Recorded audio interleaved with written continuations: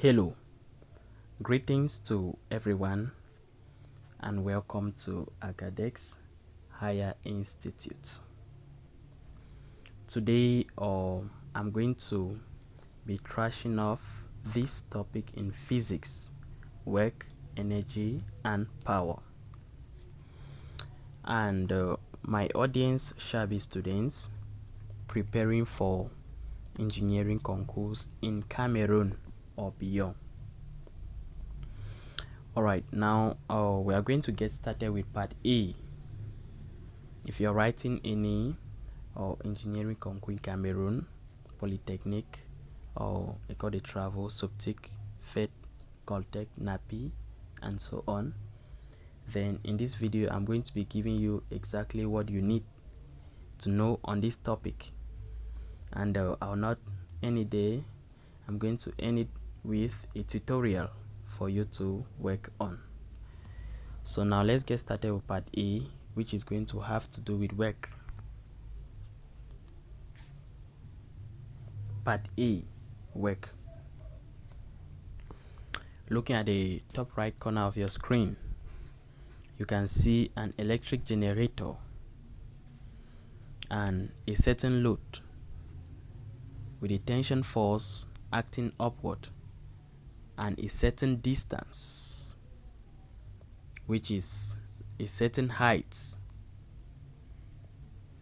Okay, so for us to define work, we need to define work as a function of a certain force and a distance.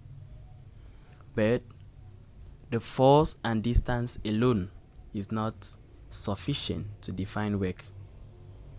We already know that work is the transfer of energy by a force acting on an object as the object is displaced. The work that a force does on an object is the product of the magnitude of the force and the magnitude of the displacement times the cosine of the angle between them. So now we get to realize that the work done by a force is not just the magnitude of the force times the magnitude of the displacement, but now equally we consider the angle between the force and the displacement. So hence, for work to be done by a force, for a force to do work, the distance moved must be in the direction of the force.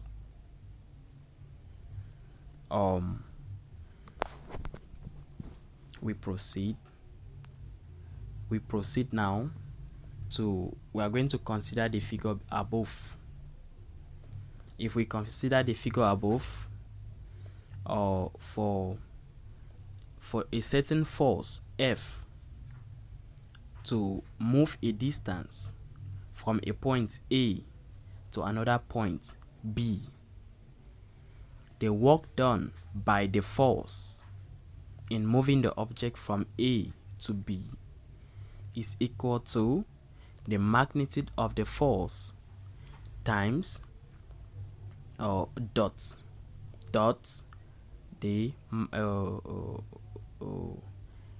the distance, the displacement from A to B.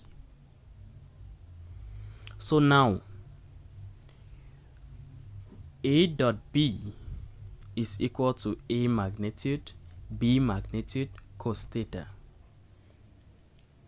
Since we are taking the dot product of two vectors, the force is a vector and the displacement itself is a vector. So the work done by a certain force from A to B is equal to the magnitude of the force F times the magnitude of the displacement AB, then times the cosine of the angle between the force, the line of action of the force, and the displacement. Now in our case we have theta, so FAB cos theta. Now we're going to look at some special cases. In case 1, we consider a force acting perpendicular to the displacement. In such a case, we have the work done by the force from A to B to be F dot AB, which is F times AB cos 90, because it is perpendicular. The line of action of the force is perpendicular to the displacement. But now cos 90 is equal to 0, and anything times 0 will be 0. So when we multiply the force, the displacement, and 0, we realize that there is no work that has been done, because the work done here will be 0, meaning that no work is done. It means that any time that the force is perpendicular to the displacement, no work is done. Now in case 2, we are going to consider a force at a certain angle theta to the displacement AB, where theta is going to be an acute angle, meaning an angle between 0 degree and 90 degrees, which is pi on 2. So we know that for any angle in this range, the cosine of that angle is always positive. So it means that in this region, the work is always done, and the work done is always positive. And this therefore refers to the work done by maybe an engine or motor work.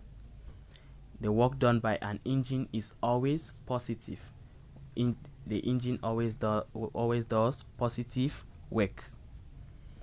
Now in the third case, provided the force and the displacement are at an obtuse angle, meaning an angle between pi on 2 and pi, between 90 and 180 degrees. In this, the cosine of this angle is going to be negative, and at the end of the day we are going to have negative work done. Now it means that the work done on an object, provided the angle is obtuse, is negative work. Now what is the meaning of doing negative work? What does it mean? The significance of doing negative works. In physics, negative work refers to a resistive force, or a force of inertia. It could be frictional forces, any force that is resisting the motion or acting in contrary to the forward motion or to the current motion is a resistive work.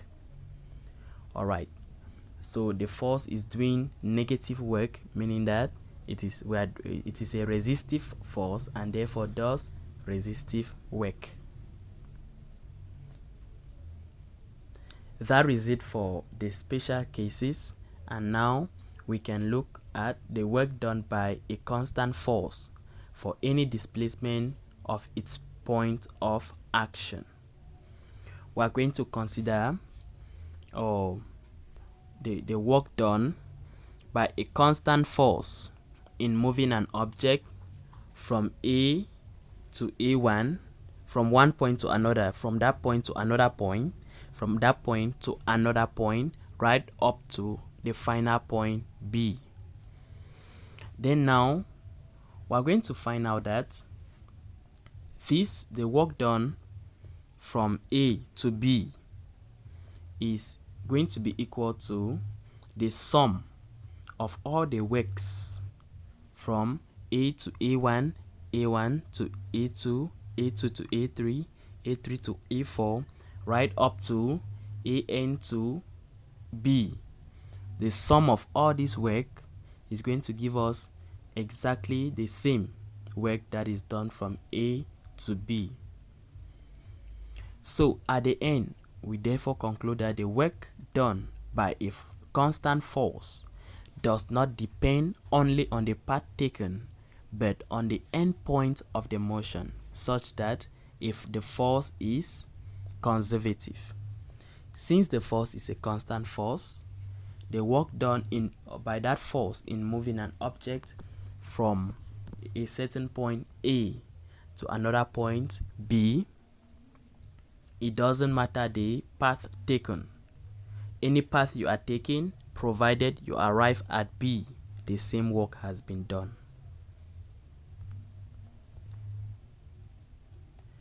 Now we're going to have a case study. The first case study, which is the work done by the weight.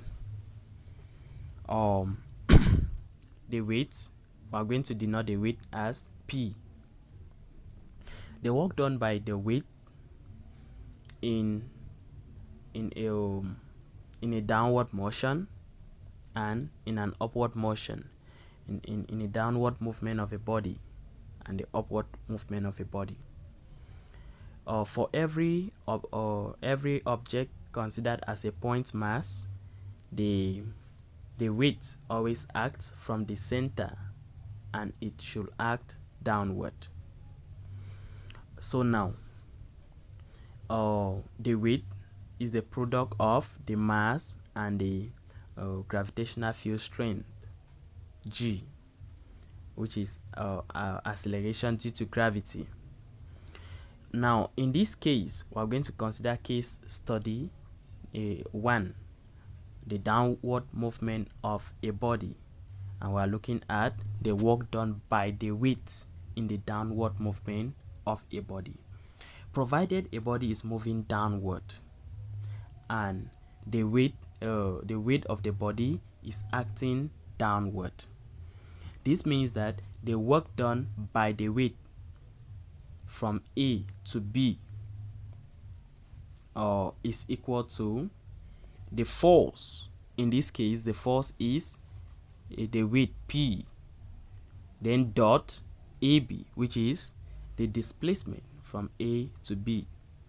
And therefore, we're going to have it from the general definition of work as the force, the magnitude of the force times the magnitude of the displacement, then times the cosine of the angle between the force and the displacement. But now we have we have that AB times the cosine of this angle according to the trigonometric ratio is equal to H, and H here in this case is the adjacent. So we just have that this work done is going to be equal to the weight times H. But now the weight is given by mg, so this work done is equal to mgh. So now let us consider the second case for the work done by the weight in an upward movement of a body, provided an object is moving upward. Even though it moves upward, the weight is still acting downward, and we are going to have exactly the same thing except that the direction has changed. So everything remains the same. The magnitude of the weight is still the same, and the magnitude of the displacement is still the same, but now the angle has changed. Now that the angle has changed, it's going to invent for us a negative sign, and we are going to have that the work done by the weight in an upward movement of a body is negative, is the negative of the work done by the weight in the downward movement of a body. So we are going to have negative mgh.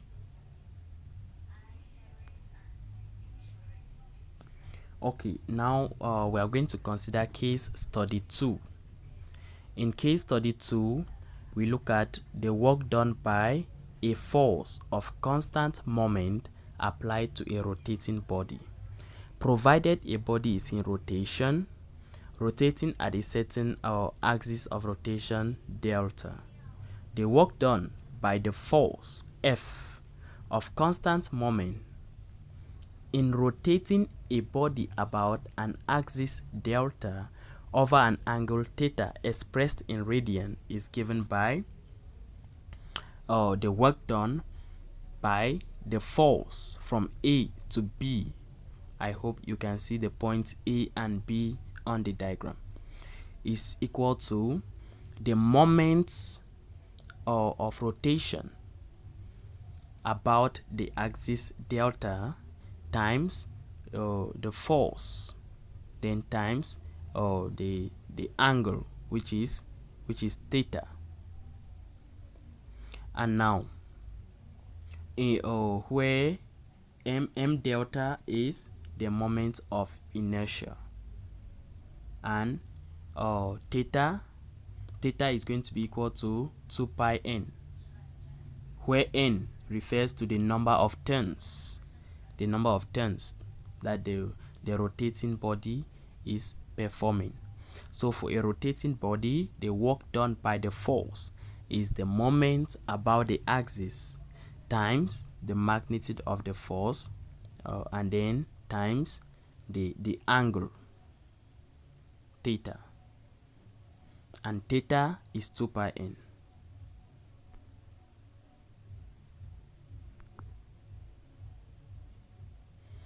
There we come to an end for part A, and then we switch directly to part B, which will have to do with power. Before we start looking at power, I would like to already call your attention to know that there are two types of power, or there are two types or two categories. We have average power and instantaneous power. Average power is the sum, or it is the power of a certain range, but instantaneous power is regarded at a particular point, at a particular instance. Now, power can be regarded as the rate of doing work with respect to time.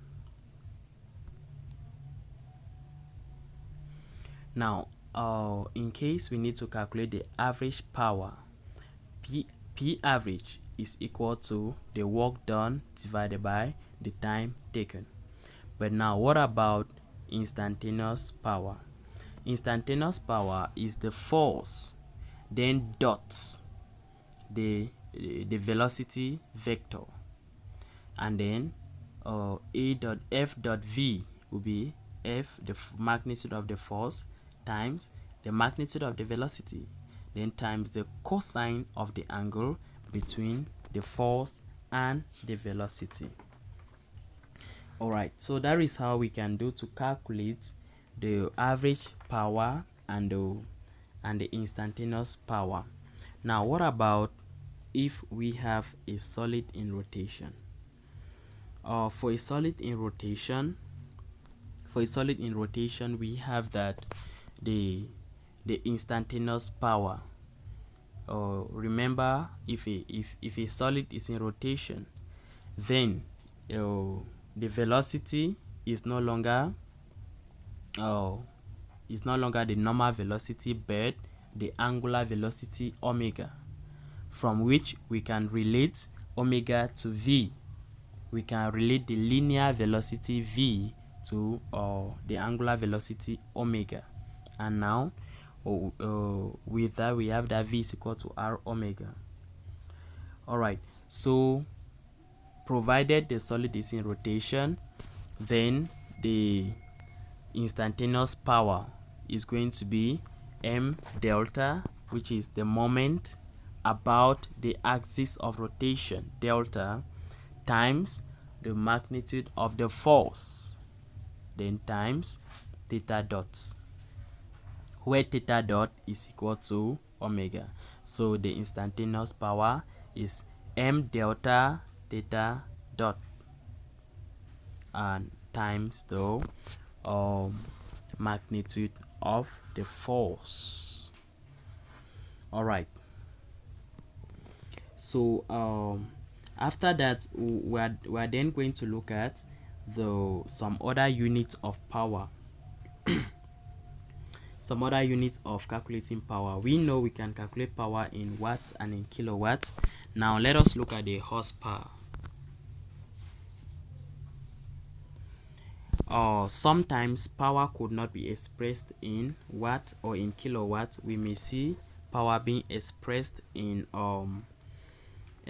horsepower. Now another unit of power is the horsepower, HP. The horsepower is a non-matrix unit of power established before the SI unit system. The work that engine could do was compared to the work that a horse could do. So we could also have a matrix horsepower denoted as CH. All right, we now have here that 1 horsepower is equal to 746 joule per second, and joule per second is the same as watt, so 746 watts. Meanwhile, 1 CH is equal to 75735.5 watts. So in case you are given power in horsepower, you can start by converting it to watts, or to kilowatts, or provided you need to use power in horsepower, you can convert it from kilowatt or from watt back to horsepower. All right, that said, we are going to continue with part 3, which we have to do with energy. Part C, energy. In form 3, we define energy as the ability to do work, the ability or the capacity to do work. The formula has not changed. The definition has not changed. Equally, the formula has not equally changed, but must be updated.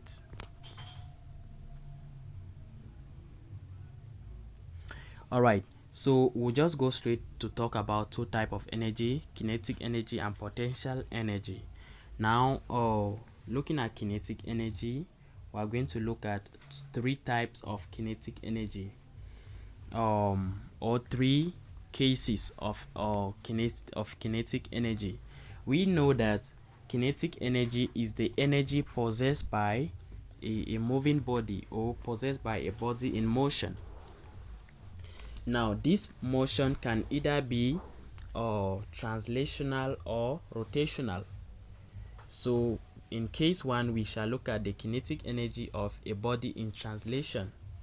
Provided a body is in translation, meaning that the body is in linear motion. For a body in translation, the kinetic energy is given by half mv squared, the same formula we have been using since form 2. But now, what if the body is in rotational motion? So we look at B, or kinetic energy of a rotating body. For a body in rotation, the body rotates at about a certain axis of rotation. We call the axis delta. Now for that body that is rotating, it does no longer have linear velocity, but now it possesses angular velocity, omega, and omega is from the angular velocity, we have that v is equal to r omega, and we can then substitute this in the linear translational kinetic energy formula, which is half mv squared. In the place of half mv squared, we substitute V as omega r to have half m omega squared r squared. But now omega is the same as theta dot. Then the moments, we now know that if we substitute this omega as theta dot, we have half m r squared theta dot squared, half m r squared theta dot squared. But now m r squared is the same as the moment about the axis, the moment of inertia of this rotating body about the axis delta, so denoted as J delta. So we can say J delta is equal to mr squared. Then now the kinetic body of a rotating body becomes half J delta theta dot squared. Now in C, we are going to then look at a body. What if the body is translating and rotating at the same time? What if the object is performing translational motion and rotational motion at the same time? So now we have translation and rotation, the kinetic energy of a body translating and rotating. Now if a body is translating and rotating at the same time, for example, we imagine Abu Bakr who kicked a ball. Now this ball performs translational motion and is equally performing a rotational motion at the same time about a certain axis of rotation delta. Then the total kinetic energy in the body is going to be the sum of the translational kinetic energy and the rotational kinetic energy. So we are going to have Ke to be equal to translational Ke plus rotational Ke. Therefore, for a body that is translating and rotating at the same time, then its Ke will be half mv squared plus half J delta theta dot squared. Alright, so that is it for the three cases as far as kinetic energy is concerned.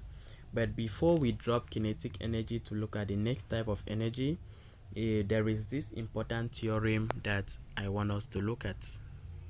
Take notes.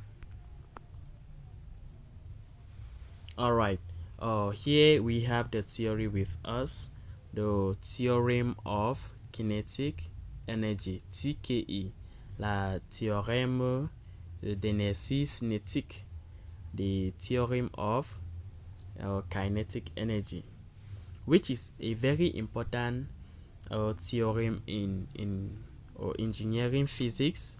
There are many problems that TKE will help you to solve.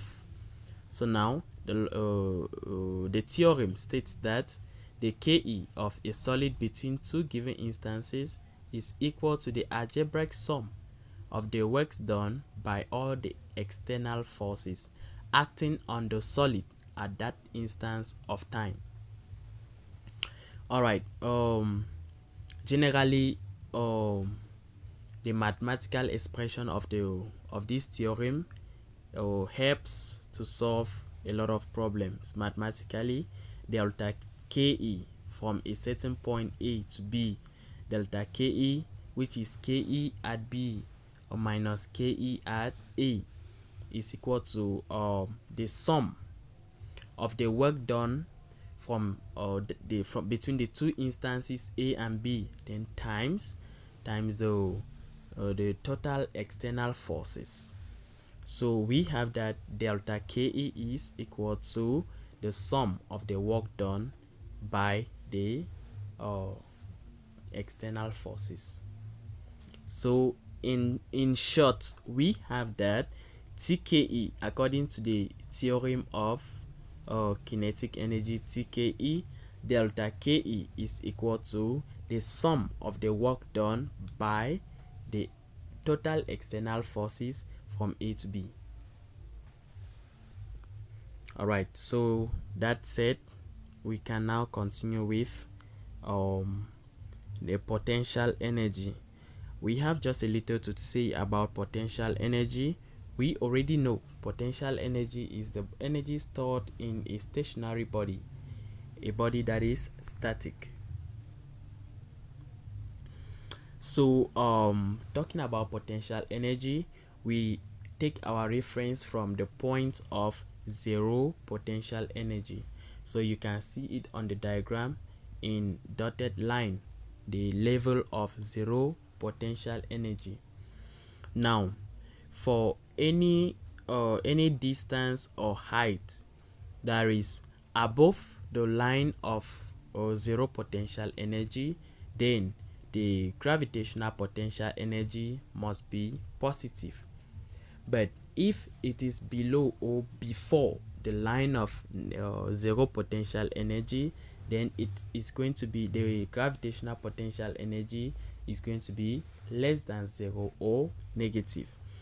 So gravitational potential energy, which is one type of potential energy, is the energy stored in a body depending on the height of the body from the Earth's surface.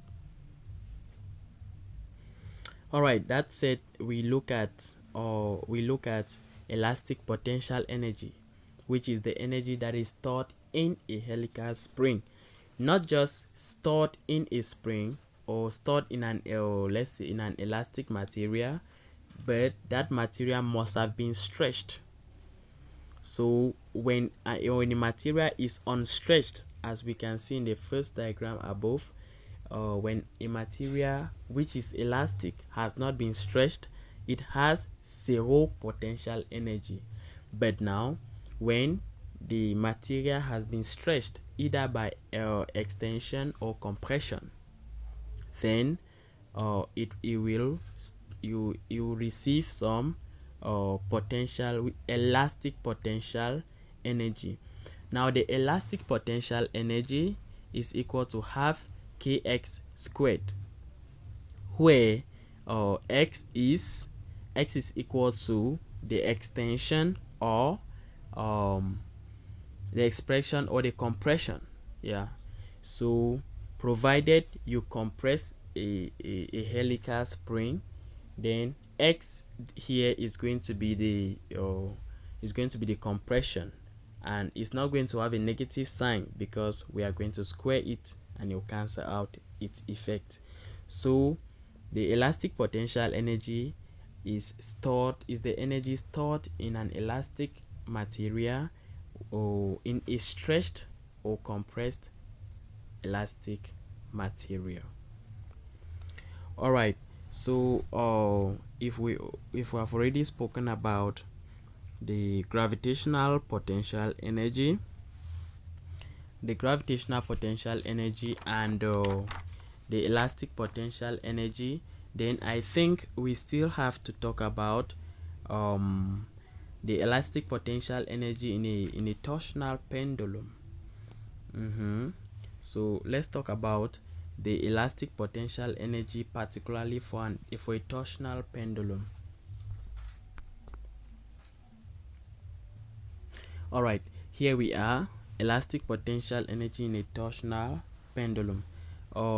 Consider this a pendulum, a torsional pendulum.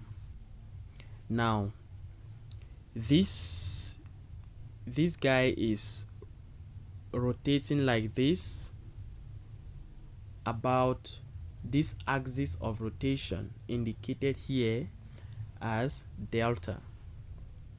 So now it rotates through an angle of theta, and the elastic potential energy is half c theta squared. Now where c is the torsional constant. So in a question you will have the torsional constant given and you'll be required to calculate the elastic potential energy with the angle given. All right, so that is that. I will not leave without talking about the law of conservation of mechanical energy. Yeah, the law of conservation of mechanical energy. This law states that the mechanical energy of an isolated system is constant such that the system is conservative. The law of conservation of mechanical energy. Now, what is mechanical energy? Mechanical energy is the sum of the potential and kinetic energy of a system. So now, the law of mechanical energy stating that the mechanical energy of an isolated system is constant such that the system is conservative. On a point note, we need to underline the word isolated system. Isolated system. If it is constant, it means that the mechanical energy or inertie mécanique, the mechanical energy remains the same and does not change.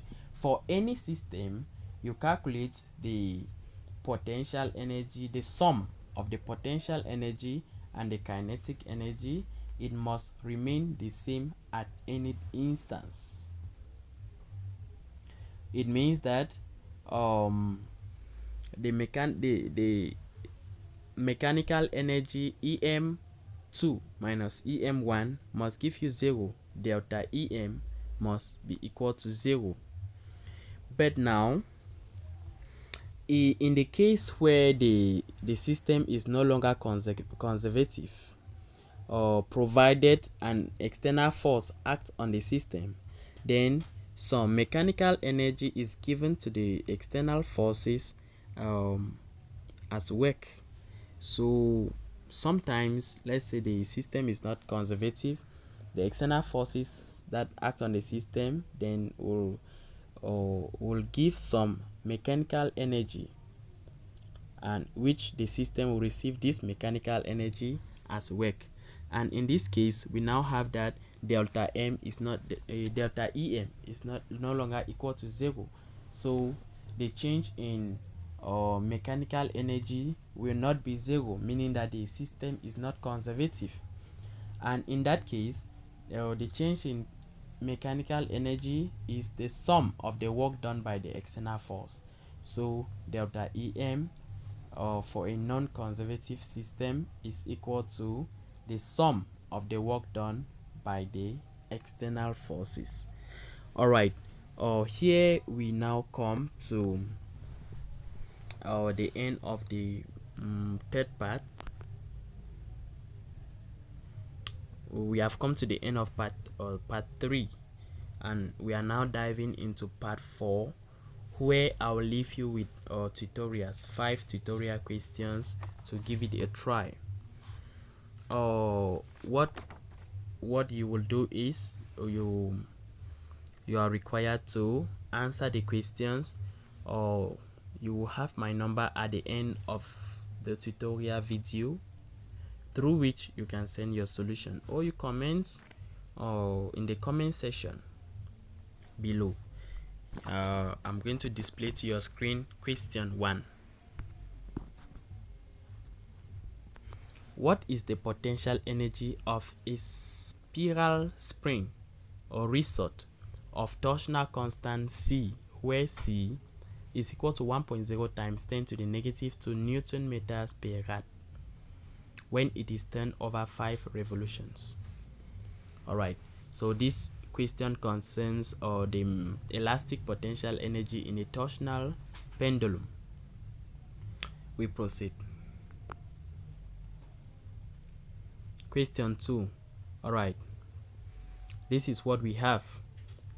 Then evaluate the work done by the weights. The work done by the weights from A to B, and the work done by the weight again from B to C, and finally the work done by the weight from A to C. But now I'm going to read out the question, which I'll not display, so you take out the important you take out the important notes. Okay, here we have a certain mass. Which is going to be considered as a point mass tied through a rope of length L and attached at a certain distance of theta to the vertical, and that is all. So you're going to indicate the length of the rope here and then the angle theta, and then that is going to be all. In terms of theta and m, then now you find the work done from A to B by the weight, from B to C by the weight, and from A to C by the weight. Question number 3. Phi is a homogeneous metallic cylinder of mass m and radius r, and moment of inertia about its axis of symmetry. It is released without initial speed and rolls with slipping to acquire a speed v. Find Ke in terms of m, j, r, and v. Alright. Question 4. A solid.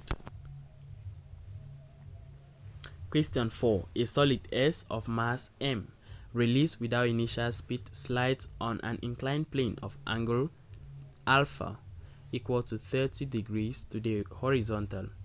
The frictional forces acting on it are equivalent to a force of 1/10 its weight. Determine the speed of the object at the bottom of the inclined plane if its length is L equal to 40 centimeter. Alright, and the last question is question 5. I read. Question 5.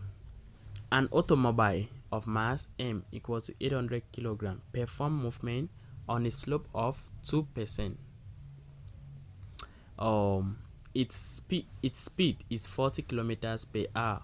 After a distance of 50 meters, the frictional forces are equivalent to a unit force of F. A unit force F of constant intensity 150 Newton. Calculate A. The change in Ke, B. The work done by the weight, C. The work done by the frictional force, and D. The magnitude of the engine force F of the automobile. The first thing you need to interpret here is the slope. Look at the second sentence of the question. Performs movement on the slope of 2%. What does it mean, the slope of 2%? Alright, everything remain the same. So that is it. These are the 5 questions. So ladies and gentlemen, thank you for watching. We have come to the end of the video. What you do for us is to subscribe to this YouTube channel. If you like the video and you desire to be notified when we upload the next video, then you subscribe, so that when we upload any new video, you shall be notified to come and watch. Equally, my number has been projected to your screen, so in case of challenges, you can get to me, and in case of new ideas of how to make videos more interesting, you can always get to me and your ideas will be welcome. If you are going in for competitive entrance examination into engineering training programs in Cameroon, then you can always get in touch with me through this number. Alright, do well to like the video and share. See you in the next video.